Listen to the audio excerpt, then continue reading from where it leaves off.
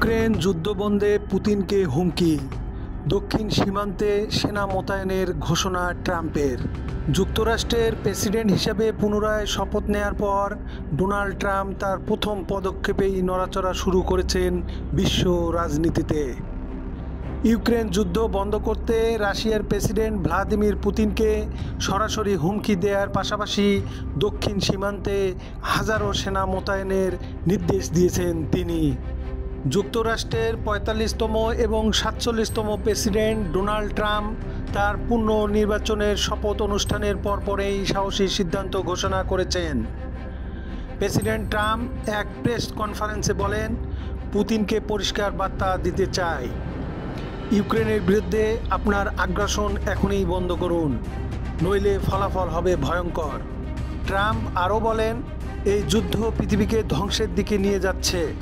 আমি শান্তি চাই, কিন্তু তার জন্য শক্তি প্রদর্শন জরুরি। যদি পুতিন আমাদের বার্তা না বুঝে, তাহলে আমরা কঠোর পদক্ষেপ নিতে বাধ্য হব। এদিকে অভ্যন্তরীণ নিরাপত্তা নিশ্চিত করতে ট্রাম্প দক্ষিণ সীমান্তে ১০,০০০ সেনা পাঠানোর নির্দেশ দিয়েছেন। মেক্সিকো সীমান্তে অভিবাসন সংকট ও নিরাপত্তা ঝুঁকি মোকাবেলায় এটি তার প্রথম প্রতিশ্রুতি পূরণ বলে উল্লেখ করেন তিনি। বিশ্লেষকরা বলছেন, ট্রাম্পের এই পদক্ষেপ বিশ্ব রাজনীতিতে নতুন উত্তেজনার সূচনা করতে পারে। রাশিয়া এবং মেক্সিকোর সরকার এ ব্যাপারে এখনও আনুষ্ঠানিক প্রতিক্রিয়া জানায়নি, তবে ইউক্রেন সরকারের পক্ষ থেকে ট্রাম্পের বার্তা প্রশংসিত হয়েছে। এদিকে দেশ জুড়ে ট্রাম্পের সমর্থকরা এ ঘোষণাগুলোকে তার শক্তিশালী নেতৃত্বের প্রতীক হিসাবে দেখছেন, যদিও বিরোধী পক্ষ এটিকে একতরফা ও উত্তেজনা সৃষ্টিকারী সিদ্ধান্ত হিসেবে বর্ণনা করছে।